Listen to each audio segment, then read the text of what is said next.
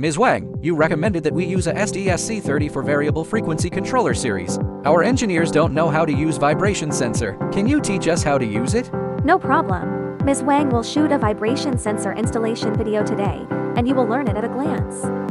First, plug the aviation plug of the vibration sensor into the socket. Here, pay attention to aligning the sockets of the grooves, and that's it. After connecting, there are 3 ways to install it. The first way is very simple. Install the sensor on the side of the base. The second way is to install it under the material tray, and you need to pay attention to avoid the material tray pressing on the vibration sensor. The third way is to weld a bracket on the base and install the sensor on the bracket.